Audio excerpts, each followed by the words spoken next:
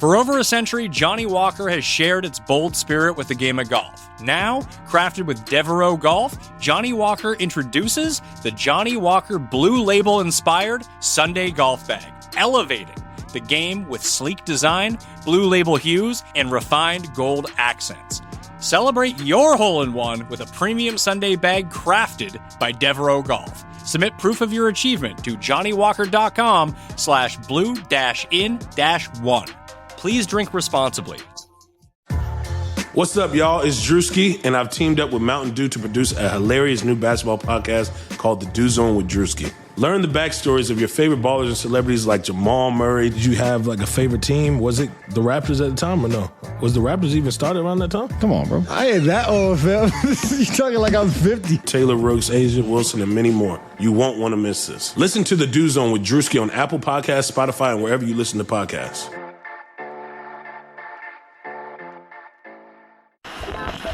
The Timeline is a Blue Wire podcast. When did it become apparent to you that it was going to be one of those games where you really needed to almost take over?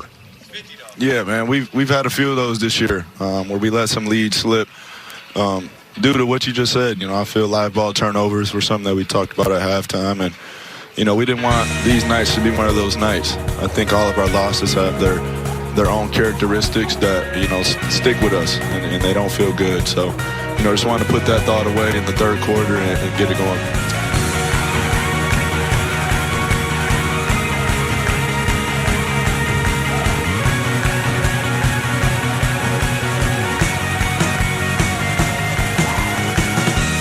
Welcome to the Timeline of Phoenix Suns podcast. My name is Mike. I'm back. Sam, how are you doing? I'm good, man. How are you? The Phoenix Suns are having another good week. Finished the month of February 12-3. Yeah. An amazing month. First of all, thank you for taking the reins on the podcast last week. You did a great job. That was fun to listen to for me. A nice, fun podcast to listen to. Didn't burn the place down. That was basically all I was striving for. So, you did a great job, but it was fun for me to listen to. But I am happy to be back because this team is pretty fascinating. Has been really fun, and they've won a lot of games, even just in the week. Since I last recorded, they've won a few games, lost one frustrating. Every loss they have is a bit frustrating, it feels like now. I guess that's what it's like to cheer for a good team now. But it's nice to be back to talk about this team. But like you said, 12-3 in February. We're recording immediately after they beat the Minnesota Timberwolves by 19 points, where Devin Booker had his season high in points with 43 points. He looked like a superstar again. It looked like bubble book once again. That Minnesota defense does a nice thing for somebody like him. What did you think of the game tonight? Well, they absolutely, I think Devin Booker proved that he was a game changer in this one. Sorry to go to that reference this quickly this week. But yeah, man, 43 points, 5 rebounds, 5 assists, 15 of 26 shooting. He had the mid-range, every move in the bag tonight. His finishing was also unstoppable. In a way that obviously Devin Booker's finishing is always good, but just, he was kind of just throwing himself at the rim at a certain point in that third quarter, and there was nothing the Wolves could do about it. Just a really funny week in that the Suns played a tandem of not great teams. They went into that game against Chicago. They were down going into the fourth quarter, and then they were able to eke out a great win there. DeAndre Ayton was all over that fourth quarter. Devin Booker had a solid game there too. Then they come into this game, and again, kind of letting a bad team hang there with them for a little bit too long. It's the third quarter. It's still a 1 or 2 point game. Minnesota was in it until about halfway through that third quarter, and then it was nice that Devin Booker could assert himself as a true superstar. He really did do that tonight and put his foot on the gas pedal, and the Suns never looked back after that point. Yeah, it worked like it's designed to work, in that Devin Booker just kind of took off in that third quarter, and then when Chris Paul came back in for his what could be his final stint, sometimes Chris Paul comes in early in the fourth, takes a break, and then comes back in late in the fourth, and Chris Paul just kind of finished him off. He did his Chris Paul thing where it's just 8 pick and rolls in a row and then finding different ways to score on those pick and rolls. And specifically in those minutes, there's a specific stretch in every game that I've noticed in like the last 5 or 6 games. I tweeted up about it as a switch that they're learning to flip. And it's a defensive thing where Chris Paul, Jay Crowder, Dario Saric are on the floor all at once, oftentimes with like Etuan Moore or Cameron Johnson. Usually Cameron Johnson's on the floor as well. And they're just able to hit this height defensively that really shuts teams down. And what Chris Paul can do so well is when the defense really is rolling, to then slow it down to like this grind pace with pick and rolls and just hit shots over and over and over again with 3 or 4 seconds left on the shot clock. It's just very demoralizing for the other team. And it's really nice to have a team that can look that competent without Devin Booker on the floor, because how long it's been for something like that to happen. They just hit this height with those 3 guys because they're all 3 really, really smart basketball players that I think it almost looks like one of the best lineups that they have, and it's without Devin Booker, and that's really nice to see. I mean, all season long we've seen the Devin Booker, Chris Paul together. Lineups have gotten better. They're not as bad as they were at the start of the season, but the staggering just continues to work. Devin Booker by himself, those lineups are fantastic. Chris Paul by himself, those lineups continue to be amazing too. And like you said, it worked by design. It's nice to have a guy who just... Chris Paul had maybe 4 points going into that fourth quarter. You know, he rolled in with like 3 or 4 field goal attempts at that point. And then, just slows down the pace to a halt, and it worked. And, I don't want to make too much, I guess, of a 19-point win over the Minnesota Timberwolves. It was very nice to see them handle business, but continues to establish that they're doing things the right way on offense that makes you believe in them come playoff time. And really, that's the most important thing. There are some nitpicks from tonight that I do think we can get into, but Chris Paul and Devin Booker certainly wasn't related to them. Yeah, and I also want to give a shout out to DeAndre Ayton. Absolutely. Made a point about it on Twitter. DeAndre Ayton seems to play his best defense when he has like a specific role, and that specific role tends to be there's this one guy on the other team, shut him down as much as possible. And that kind of focus that brings to his game, I think really helps him out, even on offense, because having a specific job, one role, whether it be Jokic or it's going to be Embiid on certain nights. He did a great job against Embiid in the Philadelphia game. Obviously does a great job on Jokic in this season, even though were 2 frustrating losses. But does a good job regardless. And in this game, Karl Anthony Towns, I thought he did a good job. Towns obviously gets his points, but making it as difficult as possible to get those points is really the job of a defender when they're playing against a really good offensive player. And because that slows everybody down when they have to take a few extra dribbles, and that throws off the offense for everybody. That's what Mikal Bridges does, and when Ayton's really locked in, that's what he can do as well. And I think it helped him towards the end of the game. Now his offense looked a little bit better. There were some post-ups that were nice. He had multiple and ones. I don't know how often that happens for him. Probably not very often at all. I don't have the numbers, but probably not very often. And I thought he looked really good too. He outscored Cat by the end of that game, which is kind of crazy. 22-10 on 9 of 11 shooting. Cat only had 21 points.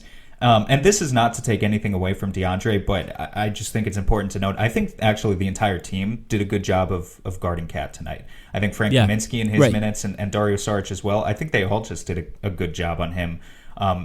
Sometimes not being afraid to use up early fouls early in the shot clock, just to kind of stilt his momentum a little bit and kind of force him to not give him anything easy. I thought it was a really good team performance in the way they guarded that guy. Yeah, it's tough with Cat too because, first of all, he's the best shooter on that team and one of the better shooters in the NBA at this point of his career. Obviously, the entire team has struggled this year. Rightfully so. He's had some struggles, COVID early in the year, and obviously tragedy that he suffered this summer with his family, but with Cat, he can stretch you all the way out to the three-point line. And when guys can do that, it's a little scary with Ayton because there are times, like with Horford, that's the first guy I think of in that OKC game, where he can get a little bit caught in between helping on drives and guarding that three-point line. And in this specific game, he was very locked in on Cat. And I think that's the difference between guarding a superstar like Cat, where your focus is Cat, Karl Anthony Towns, rather than Horford, who he can beat you, but he's not going to beat you every game. Maybe it's okay to leave him open a few more times. In that game, it didn't work. But in this game, focused, able to track him, not leaving him at that 3-point line, really focused. Switching at the right times, too. I thought they did a good job on switching. They were fronting a lot, which is not something they do often, especially with Ayton, because Ayton tends to just guard guys in the post. He's so strong. Yeah, he's huge. But it was worth it tonight. He did a good job. I mean, it's worth it when you have one offensive superstar that you're trying to stop. You just front them and then give a little help in the back, and I thought they did a great job with that tonight. I mean, one thing I will say, Anthony Edwards actually had a pretty damn good game. He sort of impressed me for Minnesota tonight. I'm just laughing because I'm thinking about your tweet in the middle of the game that was like, he has the greenest of green lights. Yeah, he can shoot anything. Yeah, really. You know, he actually, in a weird way, he gets to his spots kind of like Devin Booker. It's just he can't make those mid-range shots, but he's able to sort of snake. He's got a pretty tight handle for his size, way more athletic than Devin Booker, but nowhere near as smooth with the ball coming off of his hands. But I think that's the kind of player where I think guys like that, if they can get to their spots, that actually matters a lot more than the shots dropping, because the more and more repetitions of taking those shots is going to help him to make them. Getting to the spots to be open to take those shots, that's something that a lot of players struggle with. It's hard to get open, and he was getting open quite a bit. I think he's going to be partially because of bad defense, but yeah. I mean, I think he's going to be good, and honestly, me too. You know, I know this isn't a Timberwolves podcast or anything, but I look at them and I see a lot of what we saw in Phoenix 2 years ago. It's really hard on Cat right now in trying to envision just how he's going to be on the next great Timberwolves team with so many young guys around him who are just 19 and 20 and 21 years old. But you look at that roster and guys like not only Anthony Edwards, but Jared Vanderbilt impressed me with his defense. Naz Reid is good in the post as like a backup center. There are pieces there where if you give them a couple years, they could maybe be something. They're just so far away right now. They're far too young. Yeah, well, I will say there's sort of an alternate universe pick there for the Suns with Jarrett Culver. If the Suns picked Jarrett Culver, first of all, no Dario Saric, obviously, which would have been a disaster. No Cameron Johnson, which would have been bad. Maybe not nearly as pretty bad. It would have been pretty bad. It would have been very bad. And those two things would have meant no bubble run, which would have meant no Chris Paul. Like the chain reaction that came from that specific trade was pretty dramatic, because Cameron Johnson, Dario Saric, two of the most important players in that bubble run, and obviously that's what enticed Chris Paul to actually come to the Phoenix Suns in the first place. Not that he was a free agent, but he could have said no. OKC agreed to trade him somewhere that he was open to being traded to, so he could have said no to the Phoenix Suns, and that would have been a disaster. And I think it's proof, right? Smart people, Sam. Smart people said Jarrett Culver was going to be good. I'm not giving up on Jarrett Culver now. Yeah, but I think it's one other drop in the bucket of me saying the draft is stupid. It's really stupid. It is stupid. You never know. Now, here's the thing. This is not a criticism of either Jarrett Culver or the people who said Jarrett Culver was going to be good. Because I think Suns fans have seen the same thing with wing prospects specifically that we've drafted. Josh Jackson. And I'm not even saying Jarrett Culver he's not that far gone yet. But the thing that's so difficult about wing prospects that really makes you appreciate a guy like Cam Johnson, who just had the shot down from the second he came out of college. But and also, he's smart outside of that. Yeah. Even more importantly than him, so many wing prospects get drafted who have everything but the shot. And it's just like, well, he's got everything but the shot. And the shot is the easiest thing to learn. So if you just teach him to shoot, he'll be amazing. And sometimes that works and sometimes it doesn't. It makes you a lot more appreciative of a guy like Mikal Bridges, who granted was a great shooter coming out of Villanova, but struggled with it his rookie year and the beginning of his sophomore year a little bit, and seems to have figured it out. Funny game for me to bring it up because he actually didn't attempt a single three-pointer tonight, but still a guy who's shooting over 40% on the year, who's just, these wing prospects where their shooting form is a little bit iffy coming into the league, and it's like, well, he's athletic and he can dribble and he's got the defensive fundamentals. All of that stuff is important, but if at the end of the day you can't put together the shot, you never really, in today's NBA, you just can't really make it as like a three. You can't. Right. That's a guy that James Jones proves that you won't draft guys like that. It seems like he prefers guys who have that shooting form down. He wants shooters, obviously. And I will say, look, I don't want to criticize anyone that thought Jarrett Culver was going to be good, because it's just impossible. It's a crapshoot. Sometimes you're right, sometimes you're wrong. And even the smartest people will be wrong every once in a while, and it's even difficult to predict Whether or not Jarrett Culver could have been good had he gone to a better organization, it's a complete disaster in Minnesota. They've lost 4 in a row, by the way, after firing their coach and hiring a new guy completely out of the organization. Within minutes. It's as bad as within minutes, yeah. Clearly something they had planned before. It's a disaster in Minnesota, so it's hard to even fault him for that. Maybe he would be better on another team. The Suns, 12-3 in the month of February. Only one team had a better record. The Utah Jazz. Only one team had a better net rating in the month of February. The Phoenix Suns had a plus 9.8 net rating, which would have been the highest in the league last season, higher than the Milwaukee Bucks. That's how good the month of February was for the Phoenix Suns. The Utah Jazz had an insane 12.6 net rating in the month of February. So the Jazz continued to be the best team in the league. But the Suns, in that month of February, at the very least, played and performed like the second best team in the league. Only one of the team had 12 wins, and that was the Jazz. The next best was the Bucks with 10. Do you want to guess when the last time, based on my cursory glance, somebody might correct me if I'm wrong, when the last time the Suns had 12 wins in a month was? 12 wins in a month? Yeah. That's a lot of wins. Yeah. 2000, I'm going to guess 2007. I think that was the last time they won 60 plus in a season. It was 2009, 2010. Okay. They started very good.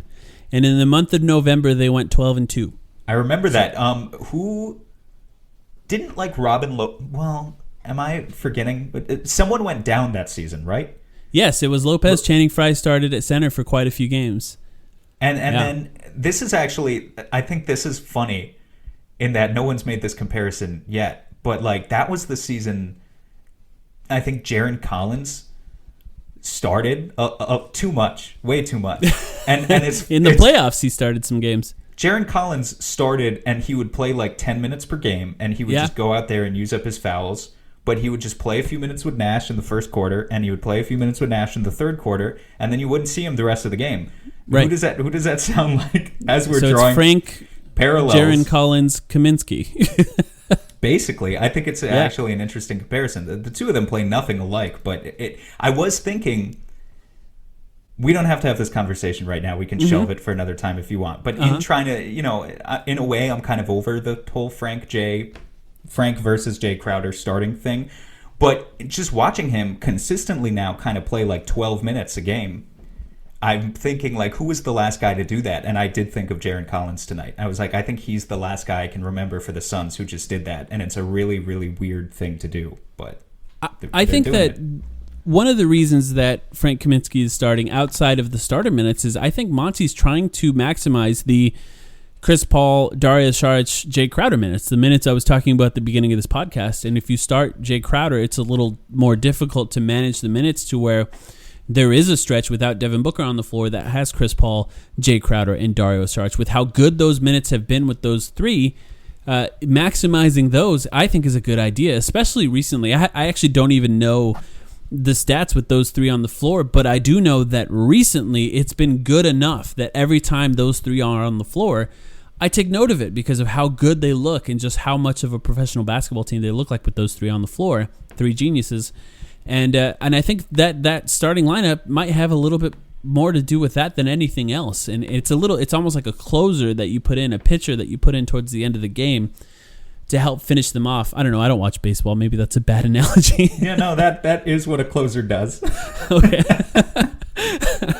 I'm using baseball analogies, and I'm like, wait, I'm out of my depth here. Christ, this is what happens when we don't have like an outline, and we just kind of like, all right, fuck it, we'll just start talking about something.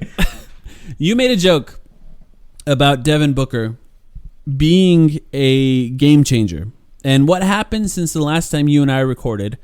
The All-Stars were announced. The NBA announced the All-Stars. They initially announced All-Stars without Devin Booker. They included Chris Paul. You talked about what they could do when you recorded with Max last week. Chris Paul, I think, was the obvious choice for a lot of the smart guys that wrote about the NBA. And I think the coaches went with that as well, with the sort of caveat that everyone appeared to know that Anthony Davis was not playing. And Devin Booker seemed like the obvious choice with replacing Anthony Davis. Now, there was some interesting things that happened. LeBron James tweeted out that Devin Booker is the most disrespected player in the NBA. Clutch, I will just say that, especially now that Devin Booker's dad apparently is going to be an agent. I thought that was an interesting tweet. Came at an interesting time. Yeah, it's a little naive, as much as we'd like to believe it, that LeBron would solely say something like that from the bottom of his heart, out of the goodness of his heart. I think he wouldn't say it if he didn't believe it somewhat, but yeah, there's... All I'm saying is this.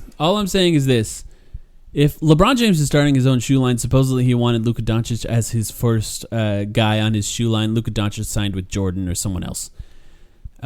If Devin Booker is offered those shoes as LeBron James's first signature shoe guy, I'm just gonna say he's probably gonna sign with Clutch. Like that. Of course, that would be a pretty nice way to seal the deal with Clutch. And look, as much as that probably makes some people cringe, anything possible that puts the right kind of pressure on Robert Sarver to continue making this team as good as possible is probably good. Because that's the way you keep good players on an NBA team. You have to continue to create contenders. But All-Star, we don't have to have this All-Star extended conversation on All-Stars. Doesn't it already feel like old news to you?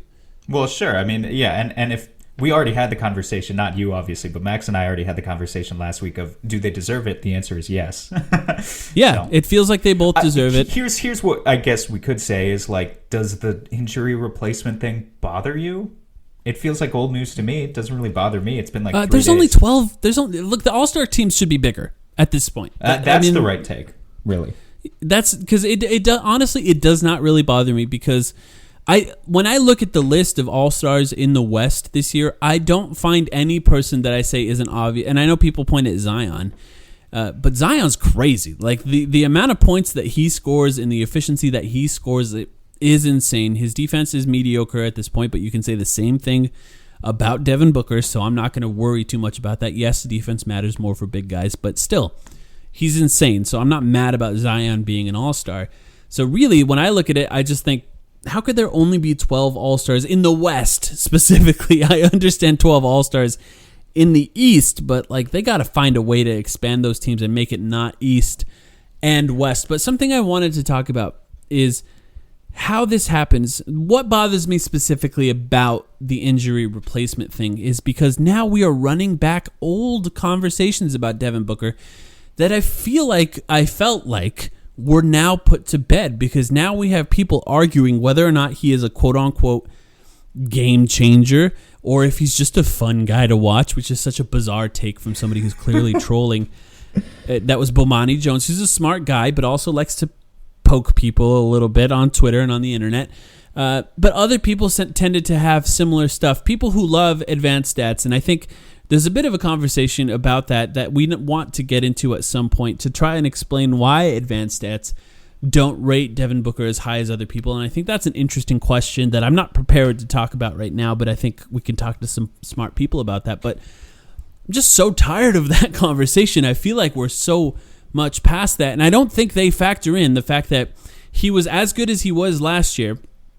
And they're winning so many more games this year with him getting slightly worse numbers. It's funny because there was a conversation online today about Chris Bosh due to a very funny tweet by a Knicks fan. So many people gave Chris Bosh credit for sacrificing to win more games, and I think to an extent that kind of credit is not necessarily given to a lot of star players when they share the ball with other star players. Devin Booker is now doing that, probably will continue to get his minutes. This conversation is just so tired for me. I'm just exhausted of it. Well, if you want the Chris Bosh respect, you just have to win.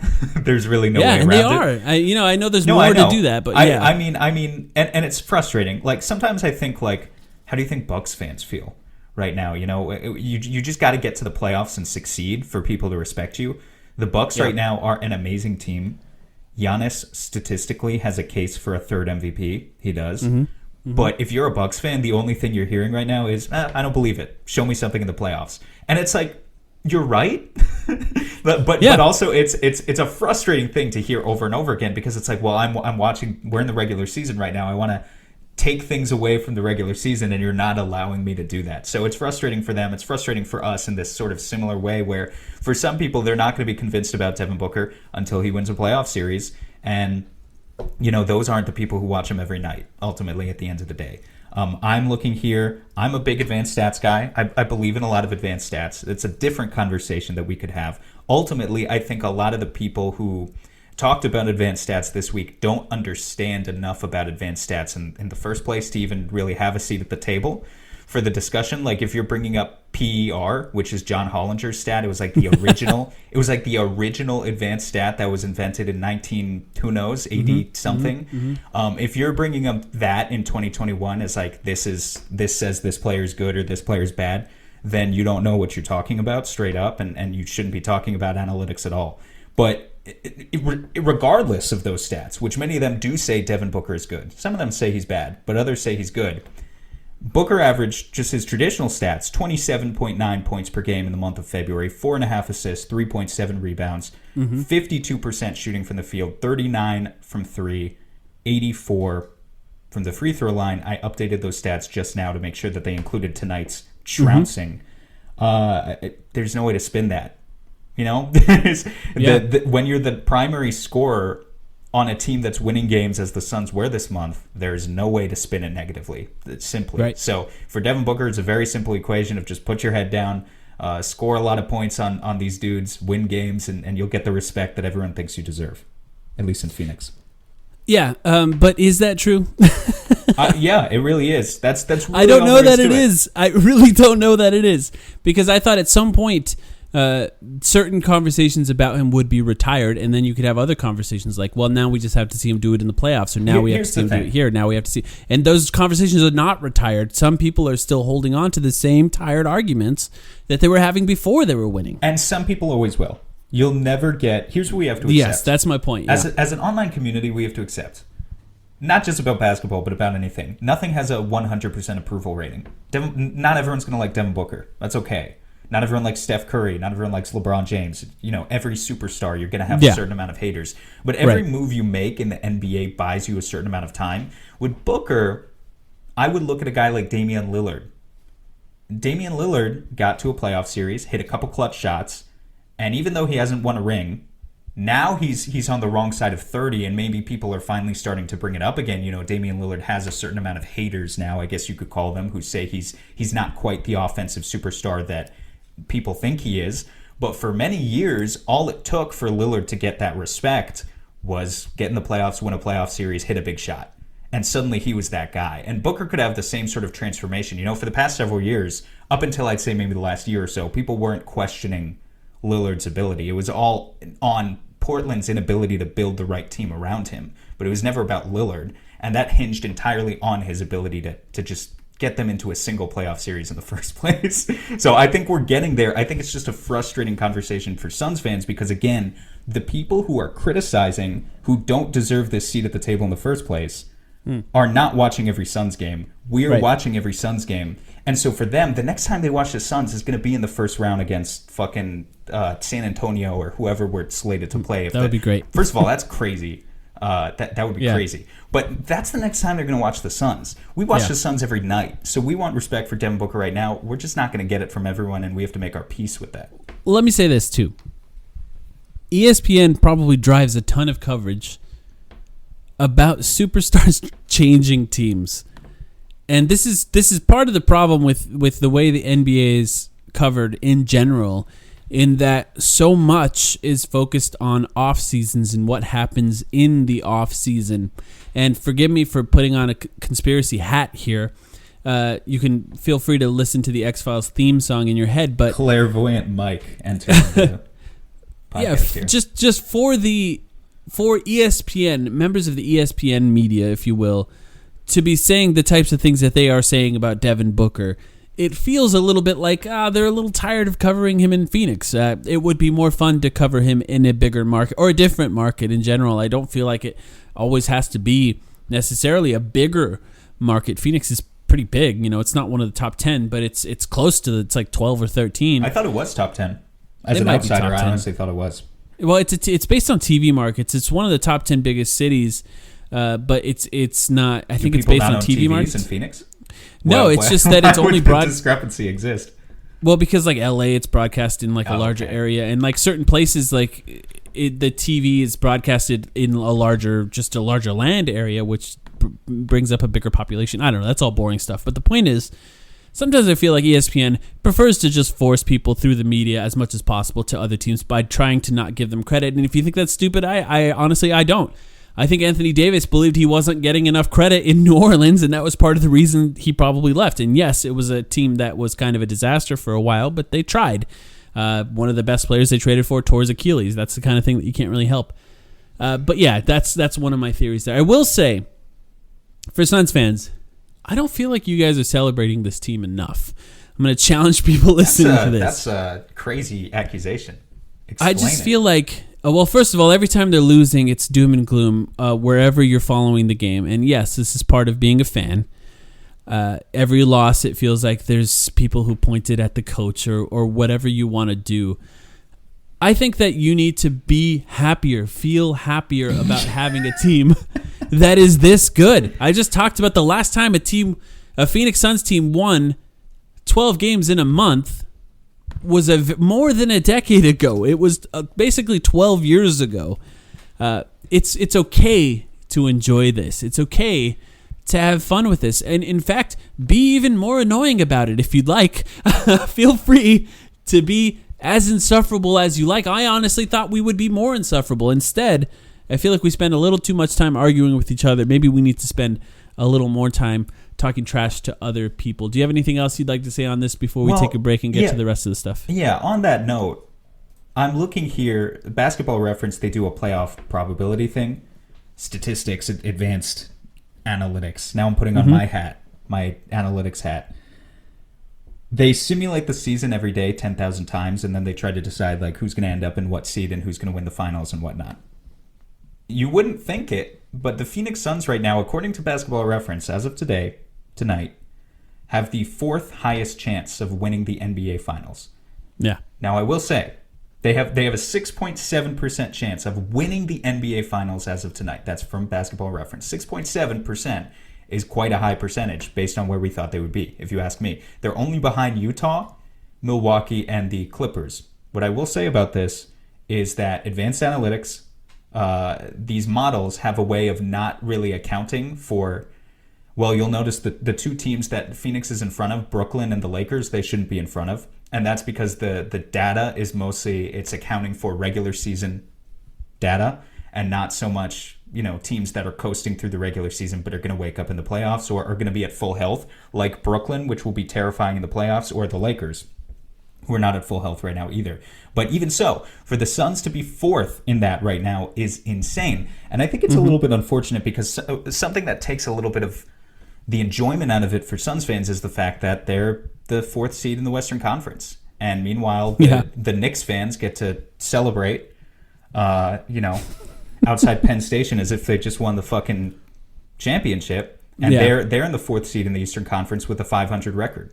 So the way that this team would be covered if we had an equitable standings and a fair system, and obviously, we've talked about this for years as Suns fans, but if the Suns were a 2nd or 3rd seed, as they should be, because they're like the 4th best team in the NBA, then I think the entire media would be looking at this team differently, and we would be talking about it differently as well. I just think that energy is contagious, and it's like we've gotten, don't get me wrong, we've gotten a lot of national TV games this year. We've gotten a lot of respect from various people in the media.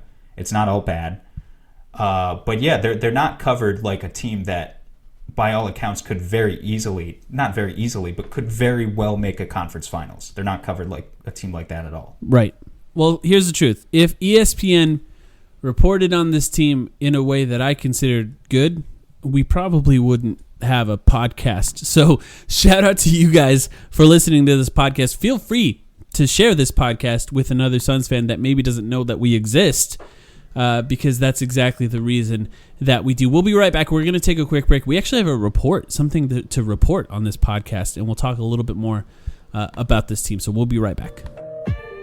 Hey everyone, I want to tell you about Blue Wire Hustle, a brand new program where you can host your very own podcast here at Blue Wire. Hustle was created to give everyone the opportunity to take your podcast to the next level.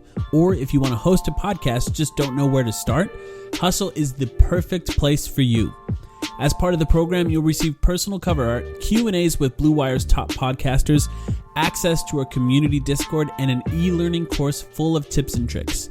And on top of that, we'll help you get your show pushed out to Apple, Spotify, Google, Stitcher, and all other listening platforms. And the best part is, you can get all of this for only $15 a month. Listen, life's all about leveling up.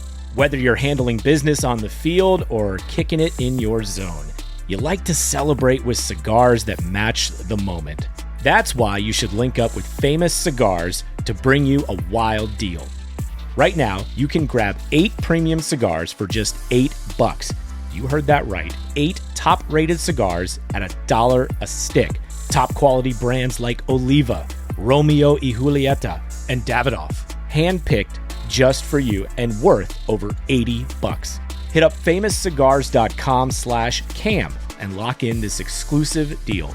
While you're there, check out their insane selection of premium cigars, all shipped fresh and fast from their massive 20,000 square foot humidor. That's half a football field. Famous Cigars has been in the game since 1939 and still family owned. So celebrate every win with the folks at Famous. 8 cigars for $8. famouscigars.com/cam. Let's be honest. Shopping, not my thing. I go to the store. There's a lot of people that, it's just not my thing. It's not football. All right. I spend way too long scrolling websites just looking for something simple like a nice pair of jeans. And I'm either overwhelmed by all the choices or can't find anything my style and end up with stuff that doesn't fit and doesn't work. That's why I use Stitch Fix. You just take a quick style quiz, share your size, your vibe, and your budget, and boom, you're matched with a real human, stylists who handle the rest. They take care of the work for you. They send you a fix box with clothes that actually fit and make sense for your life, work, weekends, whatever. It saves you time. You look great, and you don't even have to think about it. That's the best part. It's no risk, all style. Try it all on in the comfort of your home. Keep what works, send back the rest. Free shipping and returns, always, and no subscription required. Plus, get a free try-on for your first fix. Get started today at stitchfix.com/podcast to get $20 off your first order, and they'll waive your styling fee. That's stitchfix.com/podcast. The same rate any other hosting site would charge you just for the initial setup. So whether you're starting from scratch or have an existing show that you want to grow, Hustle is an open door to leveling up your sports podcasting experience. Acceptance into the program is limited, so get your application in today. To apply, go to bwhustle.com/join. Check out the description box in this episode to find out more, but that's bwhustle.com/join. The economy is made up of real people doing real stuff, and it affects everything. Which you obviously know since you're a real person doing real stuff. Marketplace is here to help you get smart about everything beyond the what of the day's business and economic news. We dig into the how and the why with the real people driving our economy. From big tech and interest rates to small businesses and what's happening at the Fed. Marketplace breaks it all down so you don't have to. Listen to Marketplace wherever you get your podcasts. All right, we're back. Sam, you mentioned quickly that you had something else that maybe bothered you a little bit about this game, even though it went really well. What was it that stuck out to you? Yeah, it's just, well, here's how I would describe it. I guess more and more watching the Suns. The Suns are a very good team right now, but I watch this team, and I watch the rotation specifically. Did you watch Knives Out? Do you know that movie? Oh, yeah. Yeah. More and more I feel like Daniel Craig's character in Knives Out. When he's talking about trying to solve the mystery, and he says, it doesn't make any damn sense. Compels me, though. I feel like that. Like the rotations behind this team and the lineups that work versus the ones that don't work. They don't make sense. Compels me, though.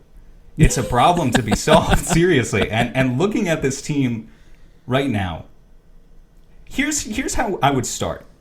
I don't believe that you need, philosophically, that you need like an amazing, Leandro Barbosa or whatever, if you're, an old school Suns fan, I guess if that's old school even, that you need like one of the best sixth men in the league to win a championship. You don't. But who's the Suns' sixth man right now, Mike, if you had to say?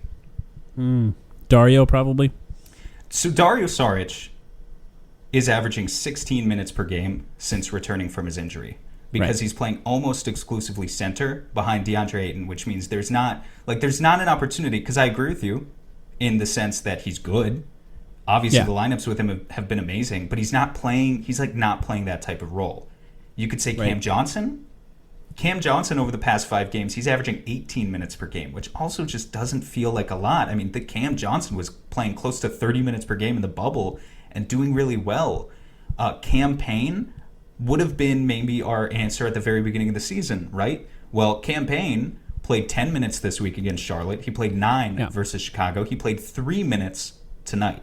He didn't play tonight, basically. He played garbage time minutes tonight. Yeah. He was not in the rotation. Your last option, for as long as you're going to do this weird thing where you start Frank Kaminsky, is Jay Crowder. I mean, he still plays minutes. He plays like 25 to 30 minutes a game, right? Well, and I mean, he deserves those minutes. Does a team need a traditional 6th man if they're staggering their stars the way the Suns are? I mean, I get what you're saying, but like part of the reason I think you think that way is because usually 6 men are guards who tend to come in and dominate the offense, and the Suns don't really need that, do they? I mean, it would help. I'm not saying they do. I think in a league where everything revolves around dribble penetration, as good as the Suns have elevated their floor by pairing Chris Paul and Devin Booker together. Yeah. I like all of the guards in this rotation. I like Cam Payne. I like Langston Galloway. Etuan Moore has been good at times. He hasn't been consistent enough for me. Javon Carter obviously has earned his stripes in various ways, but none of them are quite what you need. I mean, you're one injury away, it feels like, to either Booker or Paul, and it doesn't even have to be a big injury. It could just be a strain that keeps them out for a week or two, to really being put in a position where you struggle to find offense.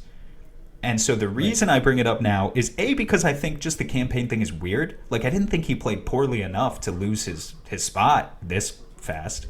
For him to play 3 minutes tonight, and again, not at all, he wasn't in the rotation, is weird. But B, the Suns just waived Damian Jones. They have an open roster spot. I think most of the dialogue about that so far has been in terms of looking for another big, basically just a better Damian Jones, someone to replace him who could maybe back up. You know, Dario has missed some time here and there. You don't necessarily want to have Frank in that spot. We know Jalen isn't ready for it. So potentially finding another big, but you could just as easily search the buyout market for another guard. I think it's very unlikely you're going to find your 6th man on the buyout market. So the more likely thing you could do is start to explore the trade market and look at the types of flexibility that you've opened yourself to now that you can make a 2-for-1 trade or a 3-for-2 trade and so on because of that open roster spot. Are we having the George Hill conversation again now? I don't know. Is it time? He's the guy, right? Yeah. Because the defense is there, I think, is a big thing. But could there be another guy? Yeah, there could be. And I think that's something to keep an eye on. I pulled up a stat in the month of February, drives per game. I want to see if you can guess the top 5 guys, just out of curiosity. Maybe even 6. Have looked at the stat fairly recently, so don't blame me. Okay, so let's see. Number 1, I think, is obvious. It's Devin Booker. Yeah, Devin Booker. And number 2 is pretty obvious. Chris Paul. So we'll skip those. Number 3, you have a guess? Wow. Why am I already? All right, maybe I shouldn't have been so confident. Is it? Is it? Who else? It's obvious if you think about it. Maybe he's not getting minutes recently. Campaign. Yeah. It's Campaign. It's got to be Campaign. I think here's where it gets a little interesting. I would have guessed somebody different for this 4th spot. Maybe that's a little bit of a hint for you, but you want to give it a try? Is it a starter or bench? Because I have. It is a starter. That helps. Mikal Bridges. It's Mikal Bridges, right. And number 5 bench guy. Abdel Nader. It's actually Etuan Moore. Abdel Nader is pretty high, and number 6, interestingly, above Cam Johnson, above Abdel Nader, above Dario Saric.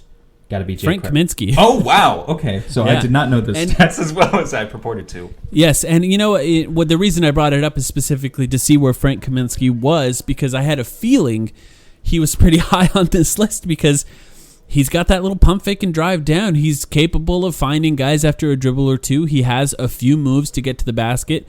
Sometimes he can get fouled. Sometimes he can travel, but I think his willingness to drive is part of the reason that he stayed in the rotation. We'll see how much that continues going forward. I have a feeling that's the type of thing that drops off in the playoffs, but his willingness to drive, I think, is important, and that's why he's in the game. He's higher than Jay Crowder. Obviously, Jay Crowder not super great at it. But it gets pretty dismal as you go down. Like DeAndre Ayton is now, it used to be half of a drive a game when I looked at this early in the season. In the month of February, this is by design, I imagine. He's at 0.1 drives per game.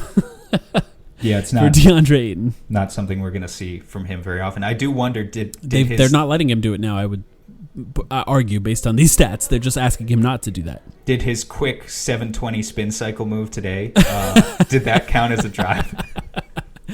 He came down the lane pretty quick. I don't know. What a great play to happen when you're up by like 18 points or whatever. And not when you're down by like 5. Yeah, and I don't think he would have done it if they were down. I think he was trying to get fouled, to be honest. But everyone throws it up at the rim every once in a while to try and get a foul. That was the most hilarious way to do it. So here's the thing, and the last thing I'll say about this.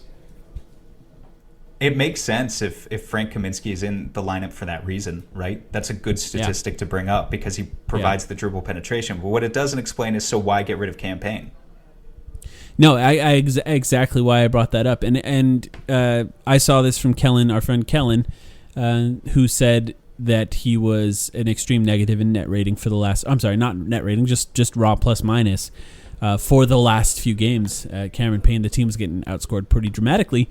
When Cameron Payne was on the floor, I think it's a little unfair to him. It was just a few games, first of all, but also he plays minutes without Devin Booker or Chris Paul, and that's tough. Etuan Moore maybe just makes less mistakes, but Cameron Payne, he was reaching heights that no other guy could reach as far as those guards when he plays well, and it's tough to cut him out of the rotation entirely, which I don't think is permanent, I will say. Maybe he's still got some lingering pain from an injury. I'm not really sure. All right. Anything else on that? No, I think we can move on to some, basically reporting. Something we have been avoiding. Can we just say it like that? A conversation we've been avoiding for months. I think it's time to have it. Yeah. So some of you listened to the Bill Simmons podcast with Zach Lowe. He mentioned something about Mikal Bridges and his extension. He said that Mikal Bridges could get something as high as $85 million over 4 years or something like that. But we actually have a credible source that talked to us about that said somebody from Mikal Bridges' agency has stated that Mikal Bridges will not sign an extension for less than $20 million a year. So this is an actual report from us. This is not a joke. I know. I feel like I have to say that when I say something serious. And we're not reporters. We don't break news. No, but sometimes you get stuff. Sometimes you talk to and someone. In this case, we got stuff.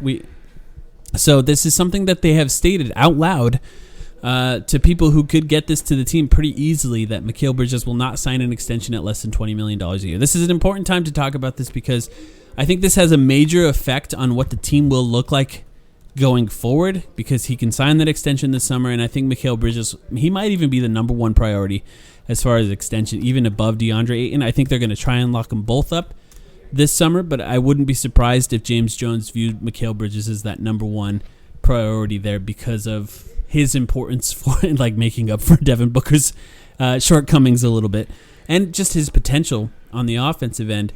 So that's a report that's out there now. We're sort of doubling down on it because even though Zach Lowe didn't report it, I have a feeling it came from the same place or something like that. But it's fair to say that that's a lot of money, first of all, for Mikal Bridges. My first thought, we haven't really talked about this, Sam. My first thought is I would absolutely pay him $20 million a year. That might be like the extreme limit of what I would try to do, but it's possible if he gets to restricted free agency, he could be offered even more if it continues to improve. So say 4 years, $80 million. If it goes up from $20 million, it could be $485, like Zach Lowe said. What do you think? I don't even blink. I give him 20 easily. And if it goes to 22, 23, I'm still cool with it. If it goes to 25, that's a tough pill to swallow. But the most recent comparison we have in this, it may feel like a shock to some people. I think there's some people out there who still look at Mikal Bridges as a role player, and granted he is one, and think that he should get maybe $12 to $15 million. If you look at OG Anunoby, the extension he signed with the Raptors just last year was for $18 million a season. Mm-hmm. He averaged 10 points, 5 rebounds, 1.6 assists, 1.4 steals, 0.7 blocks per game for the Raptors last And year. just not as good defense as Mikal. I mean, yeah, good he's a defense, good defender. But yeah. Mikal Bridges better stats across the board, and he was also very efficient, credit to OG last year. But it's just one of those things where when you get a guy who has even a little bit of the scoring potential, who is efficient in his offense, in his cutting, in his three-point shooting, but is also a lockdown defender, it's a pill that you just got to swallow and you got to deal with it. And, you know, for Mikal, I think the thing that makes you feel a little bit better about it if you're Suns fans, I think Mikal's going to demonstrate his value in the playoffs. I think there are teams, and it will be very abundantly clear in the playoffs that there are teams that have a Mikal Bridges and there are teams that don't have a Mikal Bridges. I think the Portland game where Phoenix blew them out last week was a very good example of that. Portland being a good offensive team. Obviously, you don't want to get into a close game against Damian Lillard in the fourth quarter because he'll kill you with the pull-up jumper, but their defense sucks. And they Covington just can't guard anyone out on the perimeter. They do not have a Mikal Bridges type to save their life, and it's going to make it very difficult for them to actually win a playoff series. Teams like Phoenix, teams like Utah, with Royce O'Neal being kind of another guy of the similar kind of skinny frame, good defensive player, those teams have a much better shot at succeeding even against the behemoths of the Western Conference. So that's A. I think he's going to demonstrate his value in the playoffs. B, well, I'll be honest, I forgot what B is, but maybe it'll come back to me. The point I'll talk. Sure. I think that's a really great point, and I'm glad you brought that up. The playoffs specifically, because we're talking $20 million a year right now, and you talked about it getting up to potentially $25 million a year. I remembered what B was, but I will. Well, that's the playoffs could get it up to $25 million a year. Like, we could be looking at, and here's the thing: if he demonstrates that level of value in the playoffs, say he averages 18 points per game in the playoffs, I mean, then yes, you give him $25 million a year. You just do it. Thing. Just remember how people were talking about Lou Dort in the playoffs last year. And Mikal Bridges is already better than that. Like, the mainstream media is dying for narratives of, like, look at this long guy, watch him lock down Luka Doncic or James Harden or Kevin Durant, whoever it is. They love that. They love stories like that. But the other thing I wanted to say, my second point originally, I think Mikal Bridges has flashed enough offensive potential now beyond just being a good three-point shooter, which is important, being a good lane filler in transition, which is important, but actually being a guy who attacks the teeth of the defense, recognizes mismatches, looks for his own shot in the mid-range. Maybe he's only scoring 13 points per game right now, and maybe he will never be an offensive star. I think it's very unlikely that he actually becomes that. I think he's shown enough that he could become like a fringe 20-point-per-game scorer. I wouldn't say it's a guarantee, but 2 or 3 years from now, Mikal Bridges scoring 20 points per game as like your third option, maybe even your second option, wouldn't shock me. So locking him up a year earlier than when maybe you do have to give him the max contract, and kind of having that growth, banking on that, I think it's a reasonably smart play for the Suns to do that. Yeah, and the other part is he doesn't miss games. Like, he just doesn't miss games. He's played basically every game he's ever been able to play. Not for injuries, not for suspensions, not for anything. Nothing, exactly. But, I mean, it's important to talk about this, and this is where it gets a little complicated. This is, like I said, it's a credible report. It's as good as it gets from us. But whatever that we means. have to talk about how it works how that affects the rest of the team. Like I said, I personally believe, and I strongly believe, that Mikal Bridges will likely be the priority to lock up this offseason, and then you have DeAndre Ayton. The question is Robert Sarver the type of guy that would be willing to get close to $25 million a year for both Mikal Bridges and DeAndre Ayton? That becomes a tough pill to swallow. Not only is that a lot of money for two players, but also that really hamstrings this team going forward. 100%. And that's where it gets really complicated. And I'm not saying that you should not do that, because I think there's a case to be made that you could do that. First of all, both of those guys are good, and also they're both tradable contracts if you have to move them at some point because of the value that they bring on the floor, especially if DeAndre Ayton finds a way to become more effective offensively, which he's shown signs of, obviously, earlier this season, and I think the last few games he's had some good offensive games, picked up late in each game, but finds ways to score pretty effectively. And that's where it gets really complicated, and that's why I think now's a good time to talk about it, because if they don't want to do that, they might make trades. And I'm not even advocating either way. I'm saying that now is soon when it could happen, because this is something that they're going to be very, very keenly aware of. And we have an owner that doesn't exactly have a reputation of a guy who's willing to pay a lot of money for a lot of players. And I personally would be surprised if he paid both of them. Yeah. But it's going to be interesting. I think it's important for Suns fans to recognize, too, in this conversation, Chris Paul's contract is coming off the books in 2 years. That's right. You might think that's $40 million and it'll save you. It won't. And that's because the Suns are committed for multiple more years to Dario Saric at $10 million a year. They're committed to Jay Crowder at $10 million a year. Obviously, Devin Booker with his max contract. So adding Mikal Bridges and DeAndre Ayton for both like $20 to $25 million a year, it doesn't really matter that Chris Paul comes off the books in 2 years. That's your core. And so you don't really get to bring any other big pieces in unless you do a trade. And obviously, you'll have your mid-level exception every free agency. So you can continue to add role players and tinker with the roster. But if you sign both of these guys to long-term extensions this summer, your core is Devin Booker, DeAndre Ayton, Mikal Bridges. You've got one more year of Chris Paul that you hope you can extract some value out of, and that's kind of it going forward. And here's the real reality that Suns fans have to face. What can the Suns find at a lower rate out of Mikal Bridges or DeAndre Ayton as far as what those guys do? Maybe not as good, but at a discounted rate. And that usually falls onto big men. And this is not even a slight on DeAndre Ayton at all. I'm just talking about the way that teams build teams in today's NBA.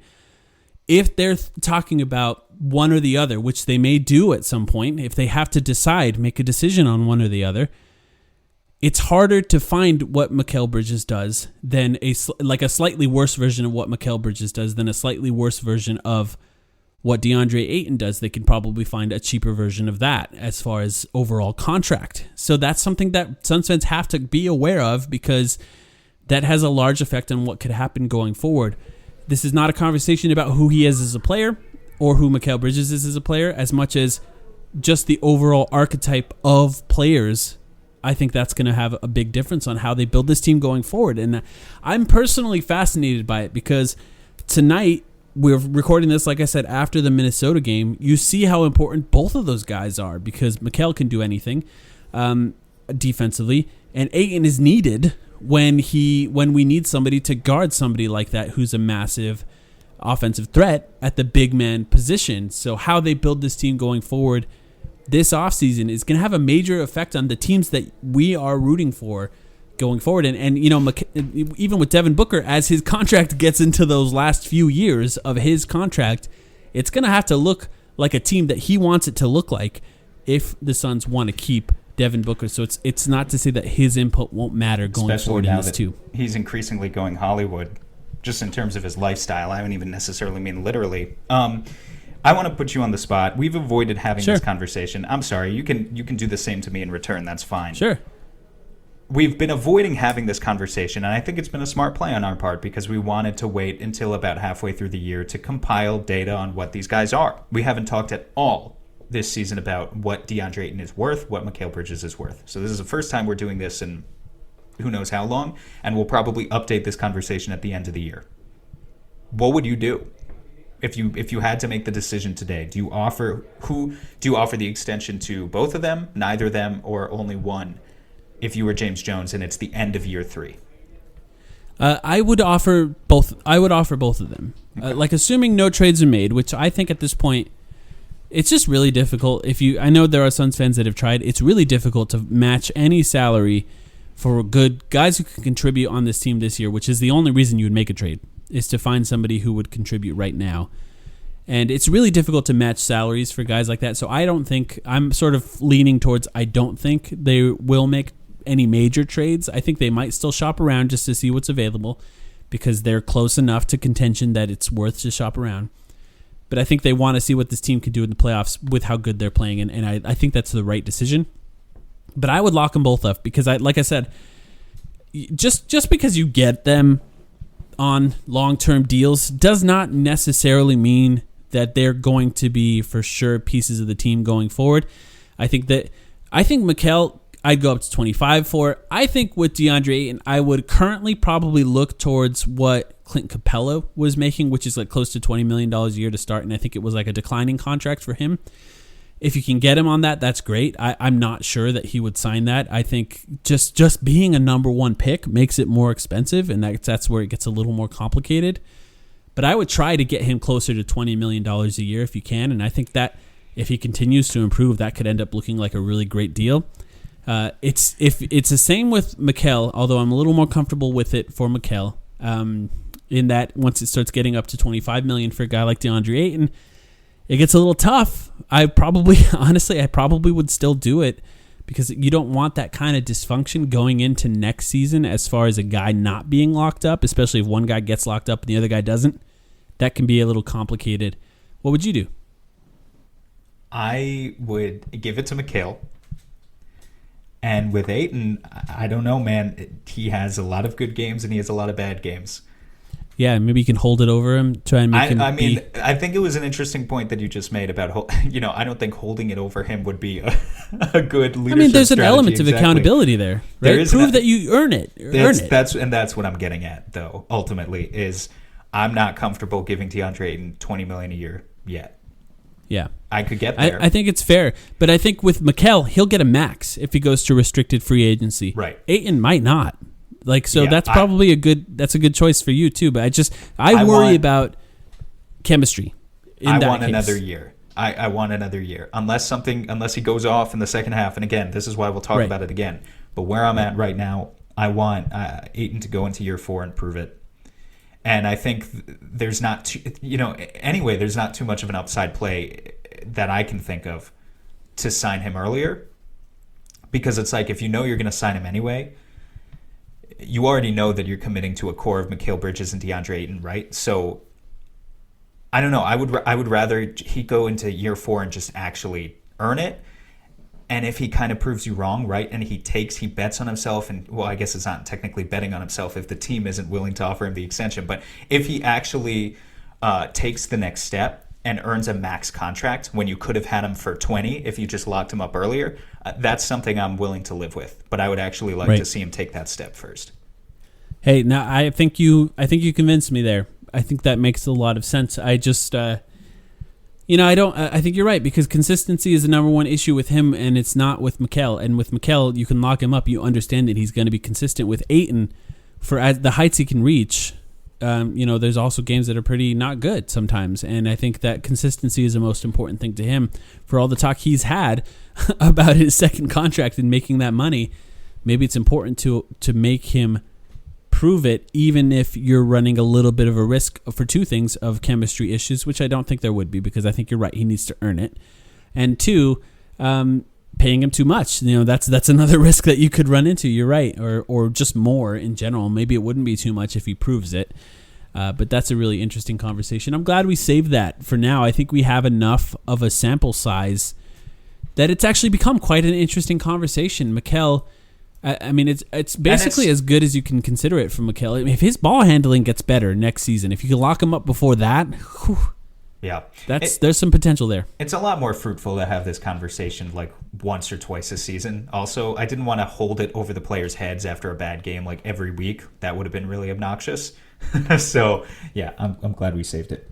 Yeah, that's a stupid way to look at it anyway. And I know that it's easy to do that. I will say, I think that Suns fans in general don't really have that conversation. As I feel like every single game. I mean, they talk in grand terms about Ayton after every game for sure, but you're right. I don't think the contract specifically has been granular in that. I think it's gotten a little more broad. We're about an hour here. Is this next game, Tuesday against the Lakers, is this the most important game so far of the season? It's huge. It's humongous. It's the biggest. Yeah, I mean, I can't wait. And I guess as of, I don't want to put you on the spot again, but I guess I will. Maybe we'll record a podcast after that game. Maybe we won't. I don't know. We'll see. I mean, it could be. It's a little short of a time. Yeah, it's a huge game though. I hope people listen to this one, because I think we had. First of all, we had a report for the first time ever, but I think there's an interesting conversation that I'd like to hear people's thoughts on as far as those extensions go. But yeah, it might be a good game to record. The Suns could come out of that game as the number 2 seed in the NBA, or in the entire NBA.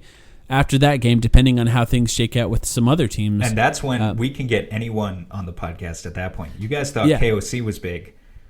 We'll have Bill Simmons on next week if the Suns are in the we'll have Bill Simmons on, and we'll just read him his old tweets about Devin Booker. Answer for yourself, Bill. What'd you say? I said answer for yourself. Just a little bit of Lakers analysis. Are we almost at the end here? Or? Yeah, I mean, if you have something that you'd like to say, I'd love to hear it, because I actually haven't watched a lot of the Lakers. I know they've been on a lot. I just find them less interesting than other teams, so I've focused on other teams. They're not that interesting, frankly, and I guess the only thing I would say is that I think the Suns have a good case for just being the better team here without Anthony Davis. The Lakers, since Anthony Davis originally went down on February 6th, now he came back and played a couple of games and then kind of left again in this period of time. But since he originally went down for the first time, they are third in defensive rating. They are 27th in offensive rating. Right. They're a team that's struggling this month. They've got LeBron, but even LeBron has his limits, of course, and their role players are not that consistent. So I think there's a good chance that the Suns are actually the favorites in this game, which is kind of crazy to say. But it's still going to be a massive matchup. I think there's still a question of, do you put, first of all, do you even start Jay Crowder?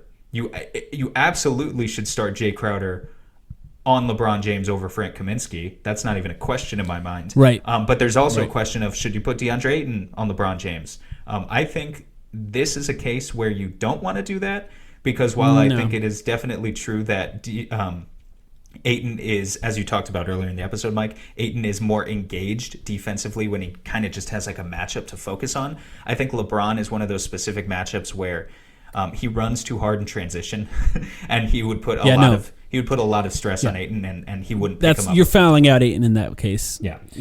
First of all, LeBron gets calls. But he won't be able to stay in front of him, and that'll lead to too many fouls. I think, Mikal is another option, but I think you're right. Just as far as strength goes, Jay Crowder's a better matchup there. That's the type of team where starting both of those guys and playing the starters really heavy minutes to try and get a win out, because it could matter at the end of the season, is probably the best option there. Yeah, it's going to be a fascinating one. Those tiebreakers are actually going to matter. And it's funny, I was looking at the remaining strength of schedule. The Suns have among the harder remaining schedules in the NBA. That is always kind of the case when you're in the Western Conference, because you just play a lot of good teams in the West. We know the West is and the Lakers a few more times too. Right. Well, I was going to say they've got 2 more games against Utah, 2 more games against the Clippers, and 2 against the Lakers. So they have beaten a lot of good teams so far, and that's very good news. But they got to run the gauntlet against some of these just Western Conference contenders. They've mostly escaped without having to play those teams so far. And those challenges are going to start piling up in the second half of the season. Yeah, if you want to see people cover the Suns, then have them beat the Lakers in an important game. I think that's where you're going to get that coverage. But that'll be a fascinating one. I think this has been a fun conversation, Sam. It's nice to be back, especially to talk about this team. Good to have you So back. Possibly back after that Lakers game, another episode, but definitely back next week. Anything else you'd like to say? Nope, that's all. Peace out, guys. Thank you for listening as always, and let's hope for the best on Tuesday. Maybe we'll see you after the game.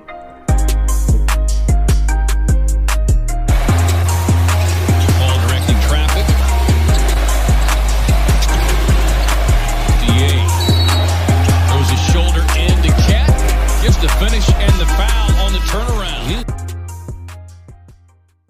Sugar Ray Leonard, Roberto Duran, Marvelous Marvin Hagler, and Thomas Hearns. Legends, whose 4-way rivalry defined one of the greatest eras in boxing history. Relive their decade of dominance in the new Showtime sports documentary, The Kings, a 4-part series premiering Sunday, June 6th, only on Showtime. This episode is brought to you by Ro. Confidence is everything. Women can sense it. And trust me, they love it. But if you're in your head worried about performance, that swag, unfortunately, gentlemen, is gone.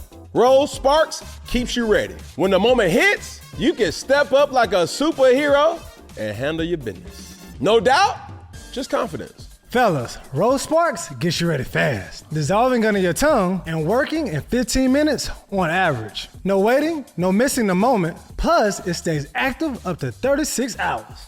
So when the mood hits, you can go back to back to back, round after round after round. Ro connects guys with medical provider 100% online, so there's no awkward conversation with in-person providers.